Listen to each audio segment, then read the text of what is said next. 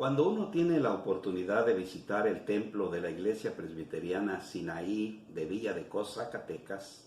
se sorprenderá de encontrar en el patio de atrás al menos 3 tumbas que datan del año 1870 y que contienen los restos del señor Juan Amador y de algunos miembros de su familia, a quienes las autoridades civiles no les permitieron dar cristiana sepultura en el panteón civil de la entidad. Era la época en que todavía imperaba la intolerancia religiosa en el país. Con todo, y que Benito Juárez había proclamado las leyes de la Reforma de 1857, mediante las cuales se establecía la libertad de cultos. Cuando el ejército de los Estados Unidos de Norteamérica invadió el territorio mexicano durante los años 1846 al 48, un joven médico militar que formaba parte del ejército invasor, de nombre Julio Mayet Prevost, decidió quedarse en México al término de dichas hostilidades, fijando su residencia en la ciudad de Zacatecas para realizar sus labores en el campo de la medicina, además de ser representante consular por parte del gobierno norteamericano. Pero en el contexto de la Iglesia Presbiteriana, se le reconoce más por su labor en el campo del evangelismo, pues a él se debe la fundación de la primera congregación evangélica en tierras mexicanas. La obra que Prevost había iniciado en la capital del estado se extendió rápidamente a los pueblos adyacentes, siendo Villa de Cos una de las más receptivas a la propaganda protestante.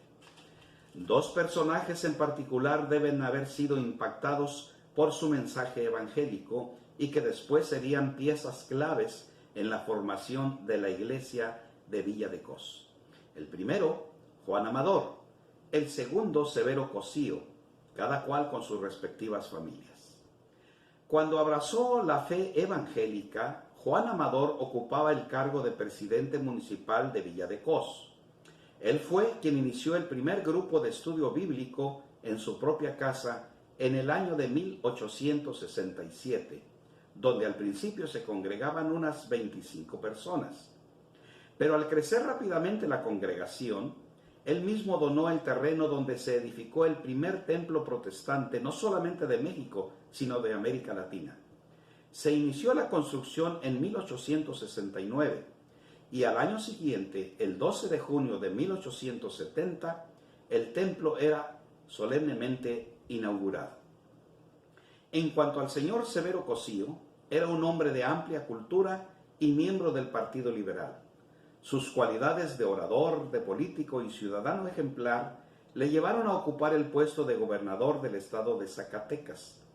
Pero con todo y que ese cargo público le absorbía parte de su tiempo, dejó huella como uno de los miembros más fieles en la naciente congregación. Fue también en la Villa de Cos donde nació la primera revista impresa en México de índole protestante, a la que llamaron Antorcha Evangélica. Esta revista, cuyo primer número salió a la luz el 26 de agosto de 1869,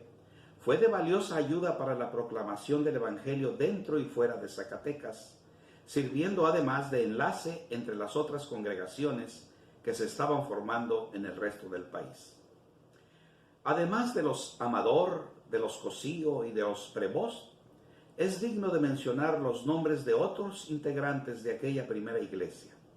entre los cuales están Telésforo González, Genaro Ruiz,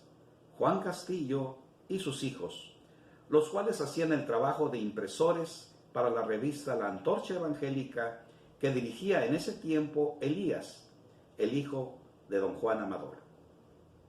La iglesia de Villa de Cos, que originalmente se llamaba Iglesia Evangélica de México, contaba en el tiempo de la inauguración de su templo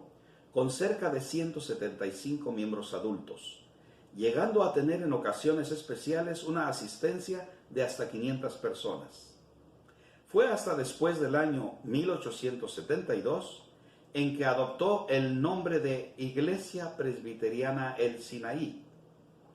Esto sucedió cuando la Junta de Misiones de la Iglesia Presbiteriana de Norteamérica decidió a instancias del doctor Prevost y de la misionera Melinda Rankin,